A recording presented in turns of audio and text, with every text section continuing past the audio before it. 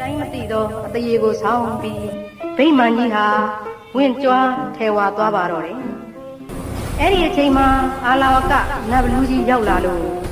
ရမ်းမုံမိကြဒေါသကြီးစွာနဲ့那从没门没到西汉四角说了，我要为你，俺一万有人的牛肉片，一看来没人让我灭了嗨。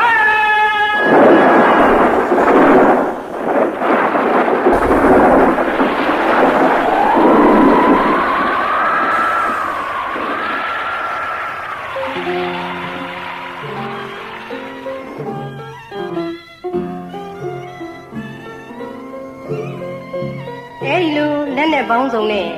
အာလာဝကဘလူးကပြစ်ခတ်တိုက်ခိုက်ပြီးမဲ့မြည်သူတို့တရားမှအန္တရာယ်မဖြစ်ပါစေသတည်းလို့ဘုရားကအဓိဋ္ဌာန်ပြုလို့အန္တရာယ်မဖြစ်ကြပါဘူးရှင်ဒီအခါအာလာဝကဘလူးကပိုယဟန်အပြင်ထွက်လို့သုံးချိန်သုံးကအမိန့်ပေးတဲ့အခါမှာဗုဒ္ဓကထွက်ပြပြီးမဲ့ဘုရားကိုတစုံတရာအန္တရာယ်မပြုနိုင်ခဲ့ပါဘူးအာလာဝကရဲ့အလိုကိုလိုက်အကြိုက်ကိုဆောင်ပြီးမဟာကရုဏာမေတ္တာတော်ရှင်မြတ်ဘုရားကစိတ်ဓာတ်ကိုနူးညံ့အောင်ဓမ္မကြော့ကွင်းထဲကိုသိမ့်သွင်းလိုက်ပါတယ်အာလာဝကမေးတဲ့ပု္ပ္ပာတွေကိုလည်းဖြေချပြီးစိုးဝါတဲ့အာလာဝကကိုနူးညံ့ကောင်းမွန်သူတယောက်အဖြစ်ခံယူစေခဲ့ပါတော့တယ်